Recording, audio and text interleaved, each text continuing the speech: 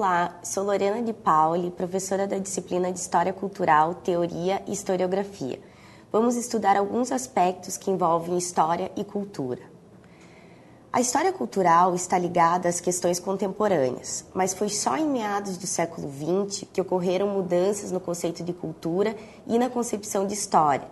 De acordo com Peter Burke, a nova história pretendia ser o oposto da velha, escrita a partir de grandes acontecimentos políticos e econômicos. Para os historiadores contemporâneos, tudo tem história e tudo muda de acordo com o tempo e o espaço. A partir da interdisciplinaridade entre a história e as ciências sociais, em particular com a antropologia, é que os historiadores se apropriam da ideia de cultura, dando ênfase à definição de Clifford Geertz. Em sua obra, A Interpretação das Culturas, o autor define a cultura como um padrão historicamente transmitido de significados incorporados em símbolos. Assim, a cultura faz parte do mundo das ideias, onde o mesmo objeto pode ter várias interpretações, valores, regras, comportamentos, incluindo desejos, sonhos e visões de mundo. A ideia de cultura deixa de ser a da alta cultura para entrar no cotidiano, costumes, valores e modo de vida das pessoas comuns. Muitos historiadores culturais discutem essa relação entre as esferas. Carlo Ginzburg, por exemplo, defende uma circulação entre elas. Em sua obra O Queijo e os Vermes, ele analisa a reciprocidade entre as esferas culturais, erudita e popular. Pensar a cultura através de significados simbólicos, transmitidos historicamente, abriu novas possibilidades à escrita da história. Segundo Peter Burke, houve um intercâmbio dos que se dedicavam à história socioeconômica para a sociocultural, ou como Daniel Roche comentou sobre a passagem da historiografia, foi do porão ao sótão. Os historiadores se voltaram para temas como sexualidade, medo, corpo, doença, meio ambiente, sentidos e emoções. O relativismo cultural supõe que a realidade é social ou culturalmente construída, ou seja, é inventada ou formada por práticas e discursos. A questão passa a ser as formas de construção dessa realidade, mesmo que o contexto cultural não seja determinante no comportamento das pessoas no passado. E a partir do conceito de hábitos, chega-se a essa relação.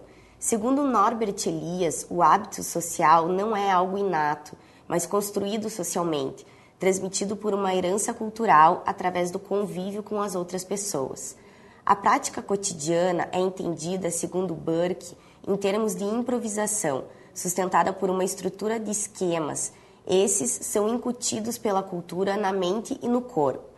Em outras palavras, Burke definiu hábitos como parte de um repertório cultural particular, conforme as demandas de uma determinada situação. Outro aspecto da história cultural são as representações culturais, com base no conceito de símbolo. Robert Darnton, em sua obra O Grande Massacre de Gatos, recorre à antropologia, em especial a geertziana, para indicar que um ritual revela a cultura de uma sociedade.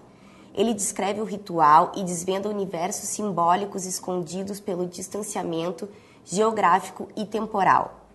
O conceito de símbolo utilizado por Darnton transmite vários significados, vindos de analogias que só podem ser compreendidas se inseridas em um contexto. E no conceito de representação, a ideia principal é que a realidade do passado não pode ser recuperada. As fontes analisadas mostram representações distintas de tal realidade. Existe ainda o conceito de apropriação cultural, ou seja, na história, as práticas e as representações culturais podem ser pensadas a partir de diversas apropriações de grupos sociais ao longo do tempo. Por último, o conceito de narrativa. Por muito tempo, a história tradicional apresentou uma narrativa linear e evolutiva dos acontecimentos, sem análises.